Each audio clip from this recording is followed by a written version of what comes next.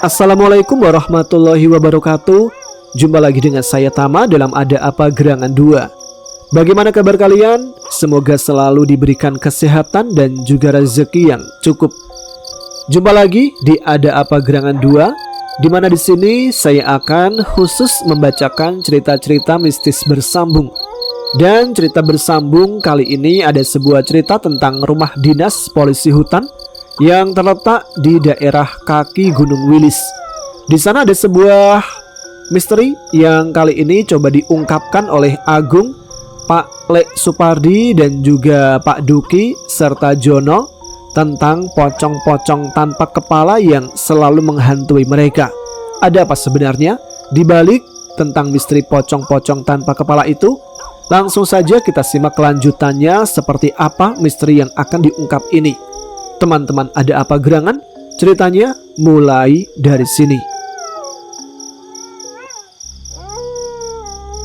Matahari pagi mulai menyinari hutan Wilis Raya, menembus celah-celah dedaunan lebat, menciptakan garis-garis cahaya keemasan yang menari di antara bayangan gelap di lantai hutan. Embun pagi masih menempel di setiap helai daun, dan udara dingin yang lembab terasa menyegarkan namun juga menusuk.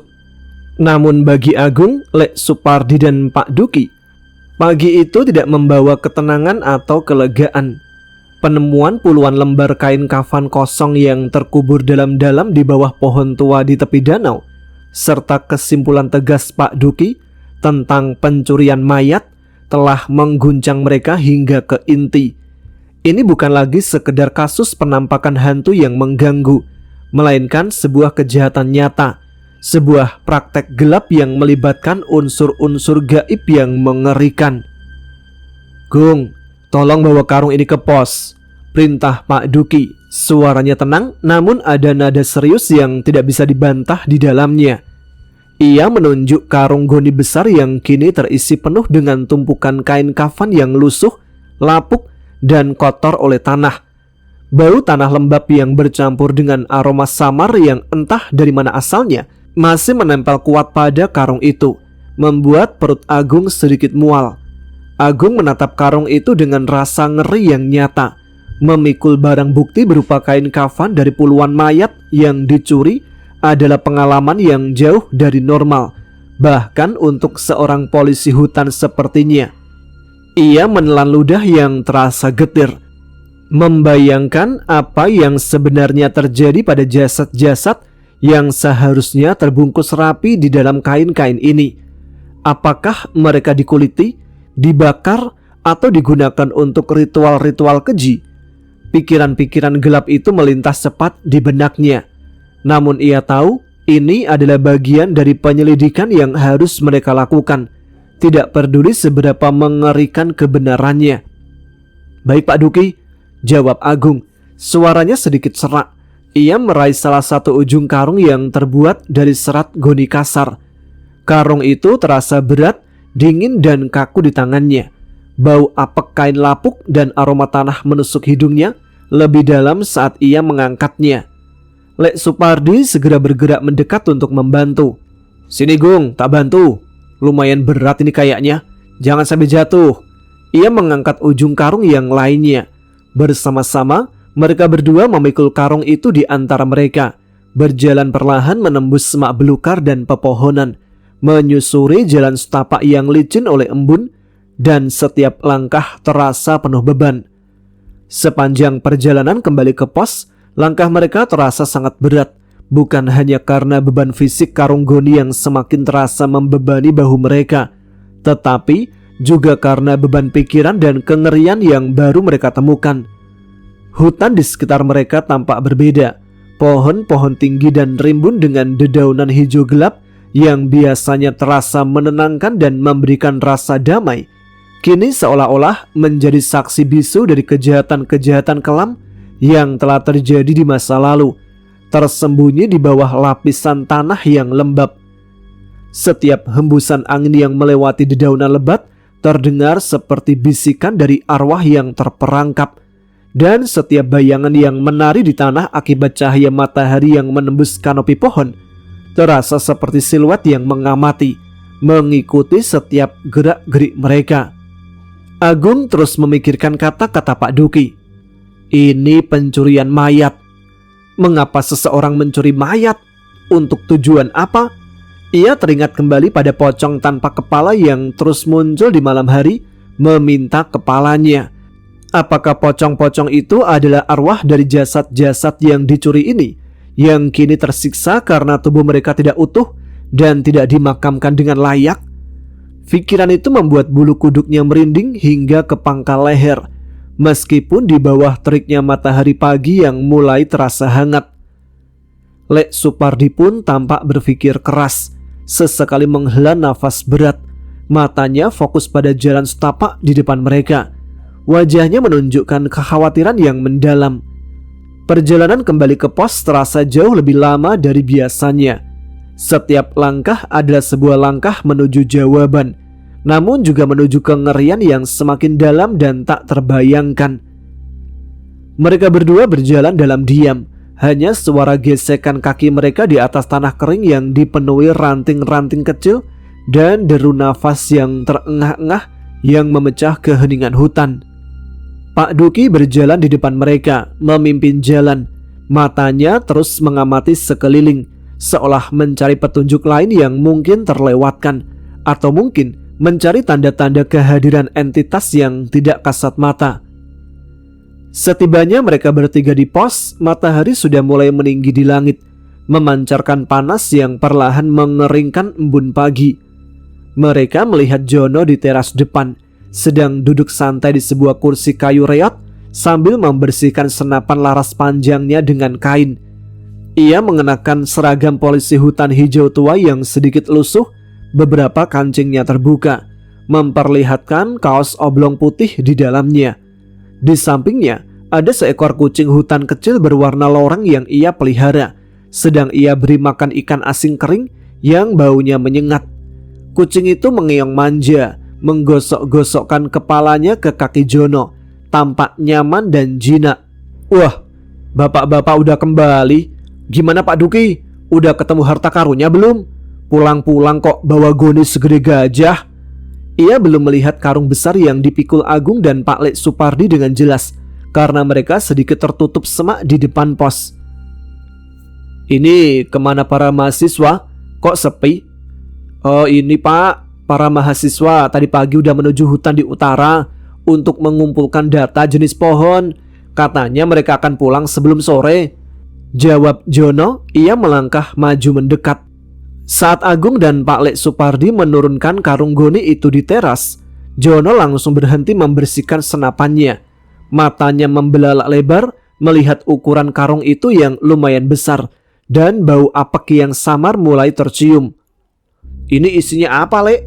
Berat banget kayaknya, tanya Jono. Ia mengernyitkan hidung, mengendus bau samar dari karung itu. Ia mencoba menendang pelan karung itu dengan ujung sepatunya, namun karung itu tidak bergerak banyak. Lek Supardi menoleh ke arah Pak Duki, seolah meminta izin untuk menjelaskan hal yang cukup sensitif ini. Pak Duki mengangguk tipis memberikan lampu hijau. John, ini itu isinya kain kafan, kata Lek Supardi, suaranya pelan dan serius. Kami menemukannya terkubur di samping danau. Banyak sekali, ada puluhan lembar. Wajah Jono langsung berubah pucat pasi, seperti kertas putih. Matanya membelalak lebar. Ia melangkah mundur satu langkah, lalu dua langkah, menjauhi karung itu seolah itu adalah bom waktu yang bisa meledak kapan saja. Kucing yang tadi mengeong manja di kakinya pun tiba-tiba mendesis tajam. Bulunya berdiri kaku dan melesat pergi masuk ke dalam pos, menghilang ke dalam kegelapan, seolah merasakan aura dingin dan menakutkan dari karung itu. Kain kafan Pak, seru Jono, suaranya tercekat di tenggorokan, nyaris tak terdengar. Ia menatap karung itu dengan jijik dan ketakutan yang nyata. Terus ini mau diapakan Pak? Dikubur lagi? Atau mau buat pajangan di pos biar lebih seram lagi? Jono mencoba bercanda untuk meredakan ketegangannya, namun nada suaranya menunjukkan bahwa ia benar-benar ketakutan. John, dengarkan baik-baik. kata Pak Duki, suaranya tegas dan tidak ada nada main-main. Karung ini isinya penting. Kita belum tahu apa yang sebenarnya terjadi. Dan ini adalah bukti. Ada 3 rumah dinas di area ini kan? 2 sudah terpakai, 1 oleh para mahasiswa dan 1 lagi rumah ini. Ada 1 lagi yang kosong di ujung sana. Kamu simpan karung ini di rumah dinas yang kosong 1 lagi itu. Di sana lebih aman dan tidak akan mengganggu siapapun. Pastikan terkunci rapat. Ini tugas penting. Jono menelan ludah yang terasa kering.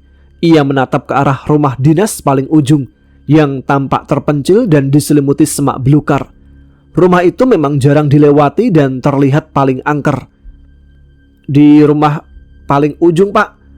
Itu kan ngeri, Pak. Gak ada. Ngeri pokoknya, Pak. Saya sendirian ini yang bawa. Gak pakai teman-temanan. Ia mencoba protes. Namun sorot mata Pak Duki yang tajam dan serius membuatnya gentar. Ia tahu tidak ada jalan keluar. Kamu kan polisi hutan yang pemberani, John, kata Pak Duki mencoba sedikit memancing semangatnya. Meskipun ia tahu Jono ketakutan. Ini tugas penting yang harus segera dilaksanakan. Harus disimpan di tempat yang tidak sering dilewati dan aman dari jangkauan siapapun. Dengan perasaan campur aduk antara takut dan terpaksa, Jono menghela nafas panjang. Siap Pak Duki, laksanakan. Tapi kalau saya sampai kesurupan atau diganggu di sana, saya bakal tuntut balik Pak Duki ya. Kamu itu gak usah ngomong aneh-aneh. Siapa? Jono mencoba bercanda lagi, meskipun wajahnya masih pucat dan nada suaranya menunjukkan ketakutan yang nyata.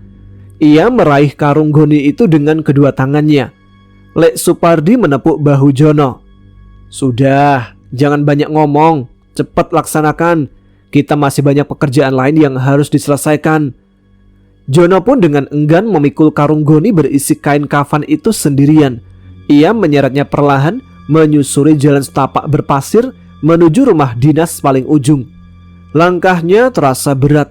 Ia sesekali melirik ke belakang, seolah takut ada yang mengikutinya. Bau apek dan aura dingin dari karung itu membuat bulu kuduknya berdiri tegak. Rumah dinas itu tampak lebih gelap dan terpencil dibandingkan 2 lainnya, diselimuti oleh semak belukar yang tinggi dan pohon-pohon rindang yang menjadikannya semakin teduh dan suram. Pintu kayunya sudah rapuh dan berderit saat Jono membukanya. Di dalamnya, debu tebal menutupi segala sesuatu dan aroma lumut serta kelembapan tercium kuat. Jono buru-buru meletakkan karung itu di pojok ruangan yang paling gelap, lalu segera mengunci pintu dari luar dengan gembok yang ia bawa. Ia menghela nafas lega, meskipun rasa takut dan perasaan tidak nyaman masih merayapinya. Waktu terus beranjak, sore berganti petang. Bayangan pohon-pohon mulai memanjang dan menebal, menutupi sebagian besar area pos. Pak Duki, Lek Supardi, dan Agung duduk di teras pos, menatap ke arah hutan di utara dengan cemas.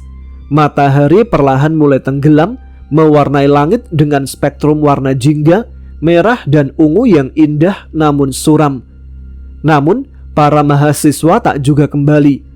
Kecemasan mulai menyelimuti mereka bertiga, terasa seperti selimut dingin yang membungkus. Sudah hampir maghrib, Sigit dan teman-temannya belum juga kembali, gumam Lek Supardi. Ia menggaruk kepalanya yang tidak gatal. Katanya mereka sudah kembali sebelum gelap. Ini sudah di luar perkiraan. Mereka pergi ke hutan utara, Lek, tanya Agung. Ia merasa tidak nyaman. Hutan utara memang tidak seangker hutan barat atau selatan yang dikenal lebih mistis. Tapi tetap saja, hutan Wilis adalah hutan yang luas dan menyimpan banyak rahasia. Pak Duki mengangguk, matanya menatap tajam ke arah hutan yang mulai gelap.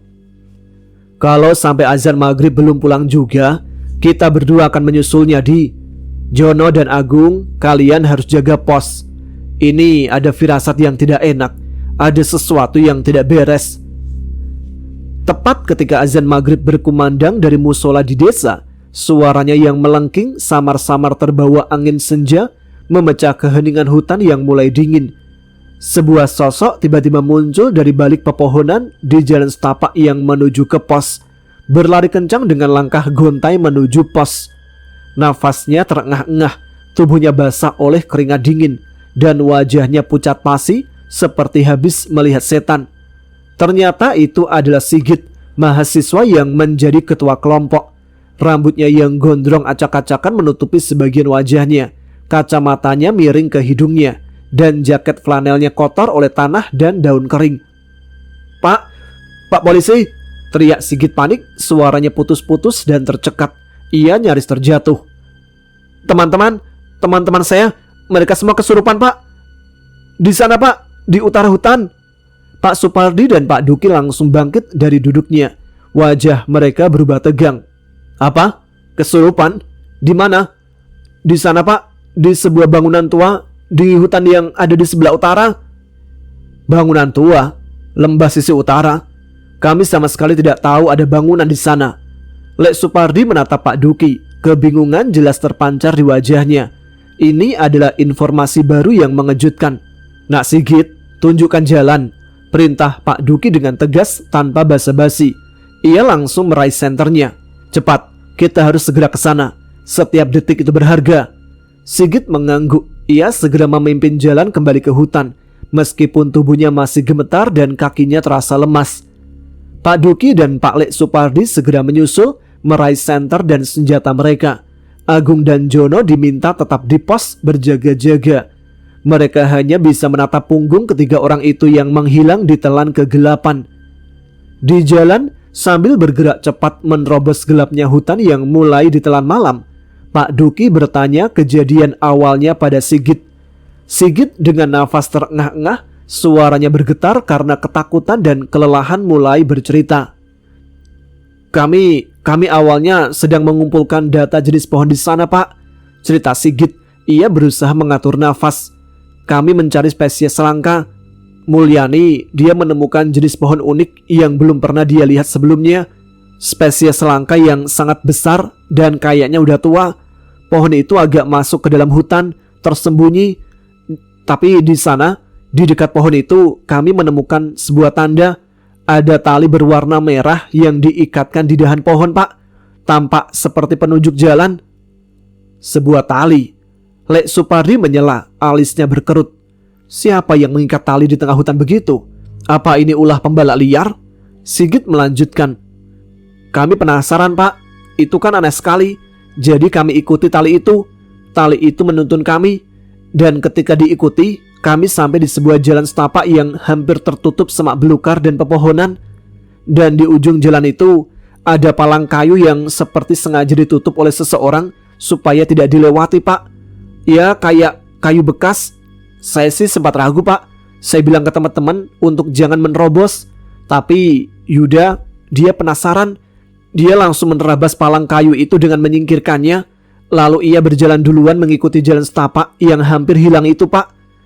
Jalan itu ternyata turunan curam dan menuju ke sebuah lembah yang tertutup oleh pepohonan tinggi. Dan di sanalah, Pak, di tengah lembah ada sebuah bangunan tua yang sangat besar dan terkesan menyeramkan." "Bangunan tua?" Pak Duki mengulang. Ia memfokuskan cahaya senternya ke depan, mencoba membayangkan bangunan itu. "Seperti apa bentuknya? Sudah lama ditinggalkan?" "Bangunannya dari bata, Pak," jelas Sigit, suaranya sedikit meninggi. "Sudah sangat tua, ditumbuhi lumut tebal dan tanaman rambat di mana-mana, hampir menutupi seluruh dinding. Tidak ada daun pintu dan tidak ada jendelanya, hanya lubang-lubang. Saya nggak tahu bangunan apa itu, Pak. Terlalu gelap untuk melihat detailnya, tapi auranya terasa sangat aneh. Karena penasaran, teman-teman semua langsung masuk. Mereka nggak nunggu perintah dari saya lagi. Saya sempat mengamati situasi di luar, Pak. Berpikir kalau ada apa-apa, saya bisa berjaga-jaga." Sigit menelan ludah. Wajahnya semakin pucat saat mengingat kejadian itu. "Dan saat itulah, Pak, tiba-tiba saya mendengar suara teriakan melengking dari dalam bangunan. Itu teriakan teman-teman saya. Ada yang menggeram, ada yang meraung. Saya langsung panik. Saya mencoba memanggil mereka, tapi mereka hanya teriak-teriak gak jelas, seperti bukan suara mereka. Saya melihat tubuh mereka lalu kejang-kejang dari luar. Ada yang jatuh. Dan saya langsung sadar mereka semua kesurupan. Tapi saya gak berani masuk. Saya langsung lari sekencang mungkin ke pos untuk minta bantuan." Cerita Sigit yang putus-putus dan penuh kepanikan membuat Lek Supardi dan Pak Duki geleng-geleng kepala. Rasa penasaran para mahasiswa telah membuat mereka celaka, tersesat jauh di dalam hutan yang misterius, dan kini menghadapi makhluk yang tak terduga. Mereka bergegas mempercepat langkah. Bayangan pohon-pohon besar yang menjulang tinggi di atas mereka membuat suasana semakin mencekam. Mereka harus segera menyelamatkan para mahasiswa itu sebelum malam semakin larut dan keadaan semakin buruk. Hari mulai malam sepenuhnya. Kegelapan hutan Wilis terasa semakin pekat, seolah menelan semua cahaya, hanya menyisakan siluet pepohonan yang menyeramkan. Di pos polisi hutan hanya ada Agung dan Jono.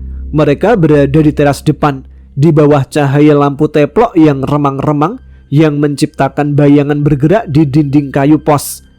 Aroma minyak tanah dari lampu teplok bercampur dengan bau tanah yang lembab. Suara jangkrik dan serangga malam terdengar sangat nyaring, mengisi setiap sudut kesunyian hutan yang menakutkan. Mereka duduk di kursi kayu reot. Jono sedang menghisap rokok kreteknya.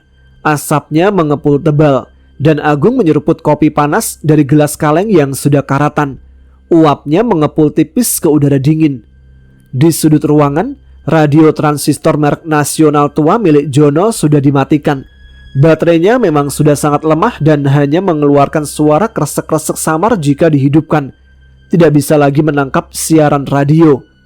Waduh Gung, kok rasanya sepi banget ya kalau cuma berdua begini? Jono menghela nafas panjang, asap rokok mengepul dari bibirnya, menghilang ke udara malam. Mana Pak Pardi sama Pak Duki ikut Sigit lagi? Semoga nggak ada apa-apa yang menimpa mereka. Saya jadi kepikiran Gung. Ya semoga aja mas, ini hutan, apa saja bisa terjadi, jawab Agung. Ia mencoba tenang, meskipun hatinya pun berdebar cemas. Ia tahu persis apa yang bisa terjadi di hutan ini. Jono mencoba mengalihkan pembicaraan. Ia menghembuskan asap rokoknya ke udara. Gung, tahu nggak? Di desa dekat sini ada cewek cantik banget loh. Namanya Wulan, anaknya Pak RT. Ramah orangnya. Kayaknya dia sering ke warung kopi di perempatan desa. Kamu harus lihat Gung, manis banget, kayak gula Jawa. Agung tersenyum tipis, sedikit terhibur oleh obrolan Jono. Wah, Mas Jono ini ada-ada aja. Nanti kalau jatuh cinta disuruh tinggal di sini selamanya loh mas. Ya gimana Gung, di sini kan juga jarang terlihat cewek cantik. Sekalinya ada langsung celing. Wah apalagi kalau dia senyum Gung. Aduh rasanya langsung melayang ke langit ketujuh. Jono tergelak mencoba mencairkan suasana yang mulai terasa tegang. Ia menepuk pahanya.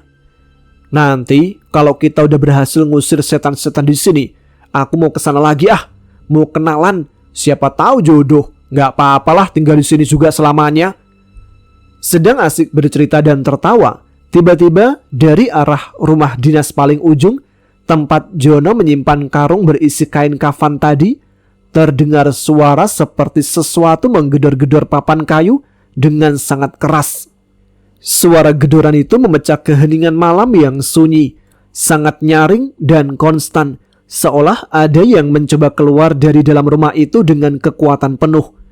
Suara itu berulang-ulang, menggedor terus dan sampai terdengar oleh Agung dan juga Jono. Jono dan Agung langsung terdiam, tawa mereka terhenti, wajah mereka tegang. Suara gedoran itu makin keras dan brutal, seolah-olah ada orang-orang di dalamnya yang meminta untuk dibukakan, atau bahkan mencoba untuk menghancurkan dinding dan pintu untuk keluar. Suara itu terasa sangat nyata, bukan halusinasi, membuat kursi kayu yang mereka duduki sedikit bergetar. Suara apa itu Gung? Bisik Jono, suaranya bergetar. Ia meraih senter besi yang pakai baterai yang tergantung di dinding pos. Tangannya gemetar saat memegang senter itu. Suaranya dari rumah dinas ujung mas, jawab Agung. Matanya terpaku pada arah suara. Karung itu, apa isinya bisa gerak sendiri ya? Jangan-jangan isinya bukan cuma kain. Rasa takut bercampur penasaran menguasai mereka. Meskipun ketakutan melanda, naluri polisi hutan mereka mendorong untuk memeriksa sumber suara. Dengan senter di tangan, Jono menyalakan senter itu, dan mereka perlahan beranjak dari teras pos, melangkah pelan menuju rumah dinas ujung, tempat mereka menyimpan karung berisi kain kafan. Setiap langkah terasa berat, jantung mereka berdebar kencang, memompa darah dengan cepat. Suara gedoran itu semakin keras dan semakin intens saat mereka mendekat, seolah ada banyak tangan yang memukul-mukul dinding kayu dari dalam, berteriak tanpa suara. Saat sampai di depan rumah dinas paling ujung, tepat di dekat pintu kayu yang tertutup rapat, suara gedoran itu langsung berhenti total. Keheningan kembali melingkupi, tiba-tiba dan mencekam, hanya menyisakan detak jantung mereka yang masih berdebar kencang dan suara nafas yang memburu di udara dingin. Jono dan Agung saling pandang, mereka bingung. Mereka mengarahkan cahaya senter ke seluruh area depan rumah, mencoba melihat apakah ada sesuatu yang aneh. Namun tidak ada. Mereka lalu mencoba menguping. Jono memberanikan diri, mendekatkan telinga ke dinding kayu depan rumah, menempelkan kupingnya persis ke tembok kayu yang dingin, rapuh dan berdebu. Agung ikut mendekat, waspada. Senternya diarahkan ke pintu. Dan saat itu tiba-tiba sebuah suara serak berbisik pelan namun sangat jelas terdengar dari dalam dinding, tepat di telinga Jono dan Agung. "Ngupeng mas, kene lo mlebu." Yang artinya, "Kok menguping saja mas, sini lo masuk." Suara itu sangat dekat, seolah-olah ada seseorang di balik dinding yang berbicara langsung kepadanya. Sebuah bisikan dingin yang menembus kulit. Detik berikutnya, suara gedoran terdengar kembali, namun kali ini jauh lebih keras dan brutal, seolah bukan lagi tangan yang memukul, melainkan seluruh tubuh yang menghantam dinding dari dalam, membuat seluruh rumah bergetar hebat. Suara itu begitu mengerikan, seolah ada puluhan bahkan ratusan makhluk yang terperangkap di dalamnya. Mereka mencoba keluar, meronta-ronta dengan putus asa. Jono dan Agung langsung terkesiap. Mereka tidak perlu berpikir dua kali. Keduanya berbalik badan dan langsung berlari sekencang mungkin kembali ke pos, tanpa menoleh ke belakang, tanpa memikirkan apapun kecuali menyelamatkan diri. Rasa takut yang paling murni memacu adrenalin mereka. Mereka berlari seperti dikejar hantu sungguhan. Nafas mereka terengah-engah dan kaki mereka berpacu secepat mungkin. Namun, ketika mereka akan masuk ke dalam pos, mereka melihat bahwa ruangan di dalam gelap gulita. Lampu teplok yang tadinya menyala remang-remang di ruang tengah kini sudah padam. Entah siapa yang mematikannya. Udara di dalam pos terasa lebih dingin dan berat. Jono dan Agung berhenti di depan pintu, terengah-engah, dengan senter masih menyala terang di tangan Jono, menyorot ke dalam. "Siapa yang matiin lampu?" bisik Jono panik, suaranya gemetar. Ia menyapukan cahaya senternya ke dalam pos. Dan saat cahaya senternya menyorot ke arah pintu masuk pos, sambil ia berjalan mendekat, ia dan Agung melihatnya. Sosok pria dengan mulut dan mata dijahit rapat dengan benang kasar itu sudah berdiri diam mematung di tengah ambang pintu, menghalangi jalan masuk, tersorot jelas oleh cahaya senter Jono. Wajahnya yang pucat dan menyeramkan kini terlihat sangat jelas, tanpa ekspresi, hanya lubang mata yang dijahit silang dan mulut yang terkatup rapat dengan jahitan berdarah kering. Udara di sekitar sosok itu terasa dingin menusuk, menyebabkan bulu kuduk berdiri. Sosok itu tak bergerak, hanya berdiri mematung, menatap mereka dengan tatapan kosong, seolah mata yang dijahit itu masih bisa melihat. Kemudian sebuah suara serak dan berat, bukan suara sosok itu, melainkan seperti suara dari udara, terdengar sangat dekat di telinga mereka. "Mas, jaluk rokok mas." Yang artinya, "Mas, minta rokoknya mas." Agung yang sudah mencapai batas ketakutannya secara spontan menjawab, suaranya tercekat dan sedikit histeris. "Katanya udah gak mau ngerokok, udah mati." Sambil berteriak, Ia langsung melempar sebungkus rokok kreteknya yang masih terisi penuh dari saku bajunya ke arah sosok itu. Bungkus rokok itu jatuh tepat di kaki sosok terjahit itu. Tanpa berpikir lagi, Agung langsung berbalik dan lari sekencang-kencangnya menuju perkampungan, meninggalkan Jono sendirian di depan pos yang gelap. Ia berlari seolah nyawanya bergantung pada kecepatan kakinya. Jono membeku sesaat antara takut dan kesal. Ia menatap bungkus rokok yang jatuh itu di kaki sosok terjahit tersebut, lalu menatap sosok itu, lalu ke arah Agung yang sudah lari duluan dan menghilang di balik kegelapan. Rasa kesal campur takut membuatnya berpikir tidak jernih, tapi ia tak bisa meninggalkan bungkus rokok itu begitu saja. Tiba-tiba, ia berbalik lagi ke arah pos. Dengan senter masih menyala, memberanikan diri mendekati sosok itu. Ia membungkuk cepat mengambil bungkus rokok yang dilempar Agung tadi. Dengan tangan gemetar, ia membuka bungkusnya, mengeluarkan satu batang rokok, lalu melemparkan lagi bungkusnya ke arah setan itu sambil bilang, "Minta satu, rokokku habis." Tanpa menunggu reaksi sosok itu, Jono langsung berbalik badan dan lari sekuat tenaga mengikuti Agung menuju perkampungan, meninggalkan pos yang gelap dan sosok terjahit itu di belakang. Ia tak peduli lagi dengan tugas jaga atau apapun. Yang penting, ia harus menyelamatkan diri dan menjauh sejauh mungkin dari pos itu.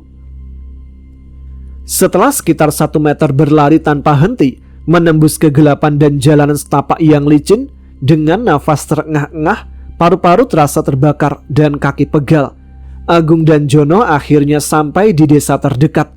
Keringat bercucuran membasahi pakaian mereka.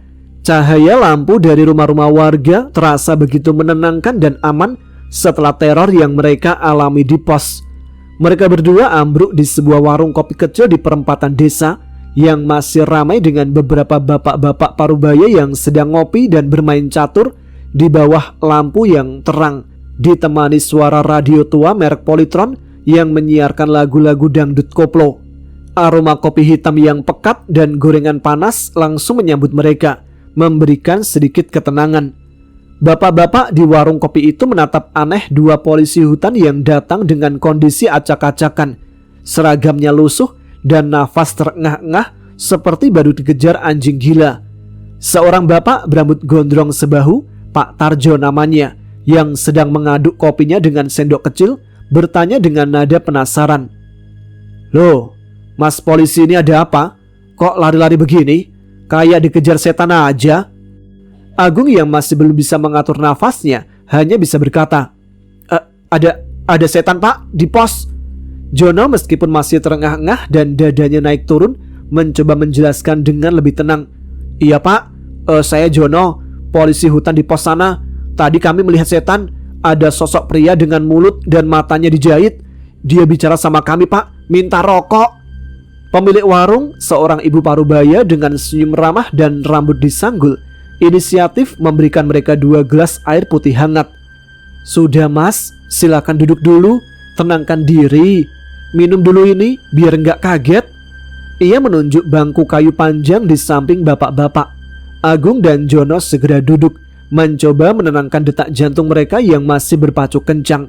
Mereka menyeruput air putih itu dalam-dalam.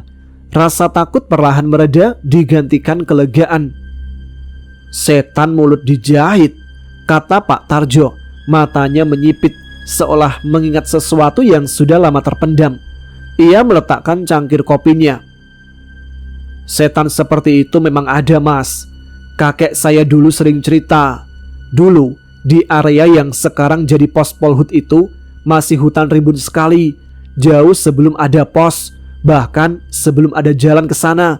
Kakek saya pernah cerita kalau dulu memang pernah ditemukan mayat dengan mulut dan mata dijahit di area itu. Tapi itu sudah sangat lama. Orang zaman kakekku itu masih muda." Agung dan Jono saling pandang. Informasi itu membuat bulu kuduk mereka merinding lagi. Meskipun mereka berada di tengah keramaian, ini berarti sosok yang mereka lihat bukan hanya sekedar hantu yang kebetulan lewat, melainkan arwah yang terikat pada sejarah kelam di lokasi pos mereka. Sebuah kejadian nyata yang pernah terjadi. "Mayat dengan mulut dan mata dijahit?" tanya Agung, suaranya pelan. Itu korban apa, Pak? Pembunuhan? Kenapa aneh? Pak Tarjo menghela nafas. Ia teringat cerita kakeknya. Tidak ada yang tahu pasti, Mas.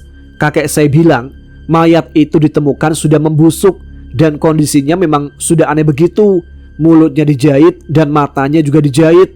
Warga desa dulu heboh. Katanya polisi Belanda dulu juga kesulitan untuk mengungkap kasus yang seperti ini, Mas. Karena gimana? Orang tidak ada saksi, tidak ada petunjuk, tidak ada yang berani mendekat. Kemungkinan besar itu adalah saksi kejahatan, Mas. Atau mungkin orang yang tahu rahasia gelap lalu dibunuh dengan cara mengerikan begitu, supaya nggak bisa bicara dan nggak bisa melihat kejahatan yang terjadi, untuk membungkamnya secara permanen. Agung dan Jono mendengarkan dengan seksama. Informasi ini sangat penting dan sejalan dengan penemuan mereka. Sosok mulut dan mata terjahit itu mungkin adalah korban dari kejahatan yang lebih besar, sebuah konspirasi yang mengerikan. Namun Jono dan Agung tidak menceritakan penemuan kain kafan di danau atau hipotesis pencurian mayat dari Pak Duki, karena penyelidikan mereka belum tuntas. Mereka ingin memastikan dulu kebenaran sepenuhnya sebelum membuka informasi sensitif seperti itu pada masyarakat yang bisa menimbulkan kepanikan massal.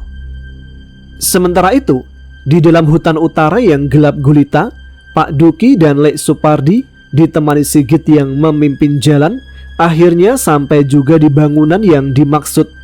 Mereka harus melewati jalur yang sangat terjal dan licin, melompati akar-akar pohon besar yang menjulur di tanah, dan menembus semak belukar yang padat dan berduri.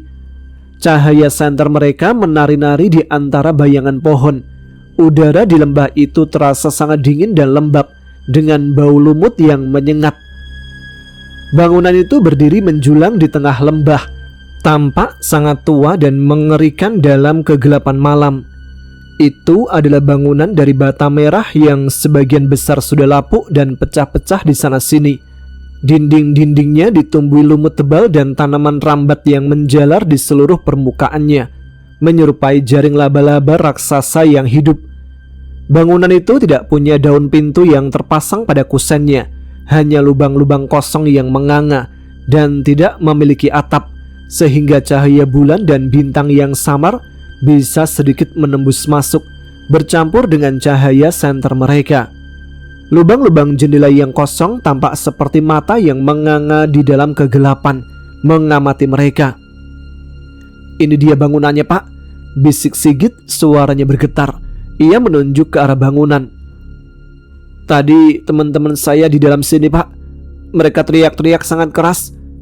Namun saat ini keheningan mencekam melingkupi bangunan itu. Tidak ada suara-suara teriakan atau rintian seperti terakhir Sigit dengar. Hanya suara jangkrik dan serangga malam yang terdengar samar dari kejauhan, serta hembusan angin yang menggesek dedaunan. Kesunyian itu sendiri terasa lebih menakutkan daripada teriakan. Pak Duki menghentikan langkahnya di depan bangunan. Ia memejamkan mata sejenak, memusatkan perhatiannya, merasakan energi di sekitarnya. Wajahnya menunjukkan ekspresi serius. "Energi di sini sangat kuat, Pardi. Sangat tua dan penuh penderitaan. Ada banyak sekali arwah yang terperangkap di sini." Dengan hati-hati, Pak Duki melangkah masuk ke dalam bangunan, diikuti Lek Supardi dan Sigit. Cahaya senter mereka menembus kegelapan pekat, menyapu setiap sudut ruangan yang luas.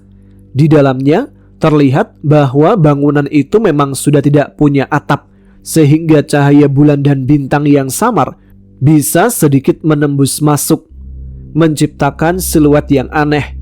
Lantainya tanah lembab yang sudah ditumbuhi rumput tinggi dan lumut tebal, membuatnya terasa seperti berjalan di atas karpet berlumut. Di sana ada beberapa kamar-kamar yang pintunya tertutup rapat, terbuat dari kayu tebal yang sudah lapuk dan berderit pelan saat terkena angin. Pak Duki mengarahkan senternya ke sekeliling ruangan yang besar itu, mencari tanda-tanda keberadaan mahasiswa. Namun tidak ada siapapun yang terlihat.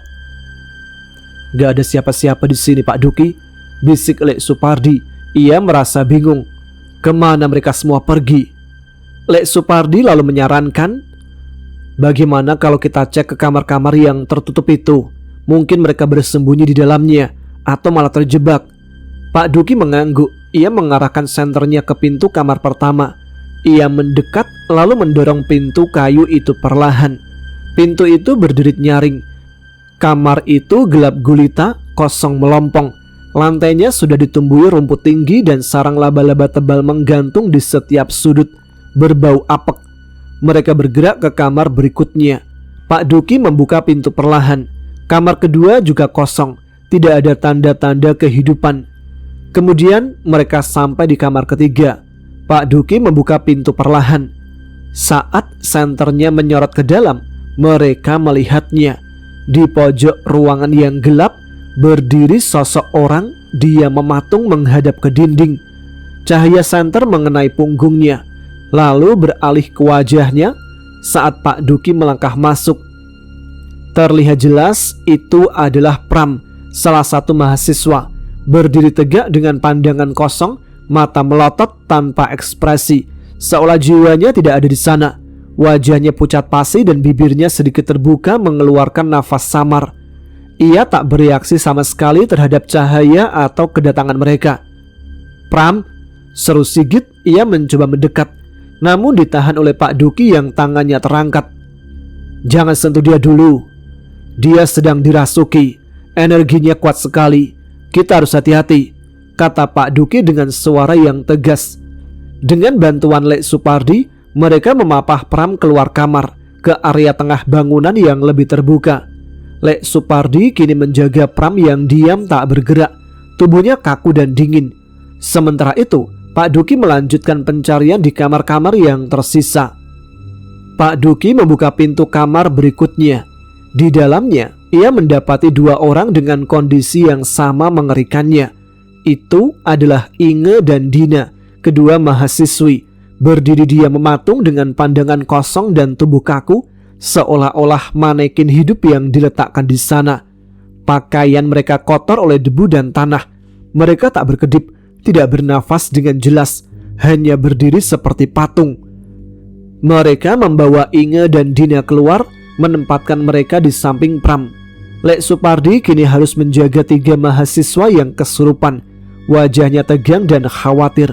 Matanya tak lepas dari mereka. Sigit juga tampak sangat takut, namun mencoba membantu sebisanya. Pak Duki melangkah menuju kamar terakhir. Saat ia membuka pintu dan senternya menyorot ke dalam, ia melihat Yuda dan satu teman laki-laki lainnya teguh berdiri diam di sudut dengan pandangan mata yang sama kosongnya. Mereka berdua juga dalam kondisi kesurupan. Pak Duki dan Sigit segera membawa mereka keluar dari kamar. Mereka kini sudah menemukan keenam mahasiswa. Semuanya dalam kondisi kesurupan parah, berdiri diam dengan tatapan kosong, seolah boneka hidup yang dikendalikan oleh kekuatan tak terlihat.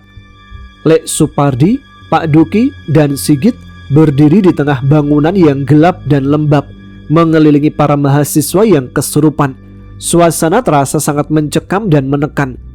Kini hanya tinggal Mulyani yang belum ditemukan.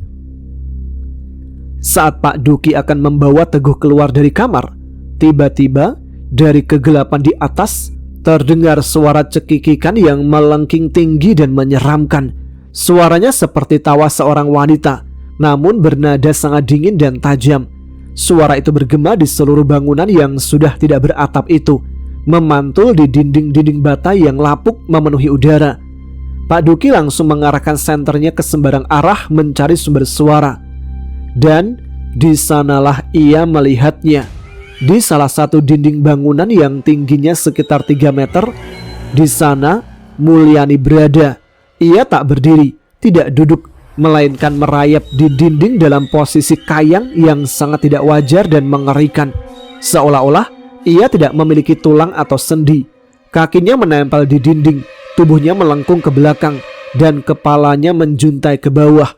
Rambutnya yang panjang terurai jatuh ke depan wajahnya. Wajahnya menatap mereka dengan senyum lebar yang mengerikan. Matanya melotot tajam, dan dari mulutnya yang terbuka terdengar cekikikan yang lebih keras dan memekakkan telinga. Pak Duki Lek Supardi dan Sigit terdiam mematung, menyaksikan pemandangan mengerikan itu dengan nafas tertahan. Ini bukanlah kesurupan biasa.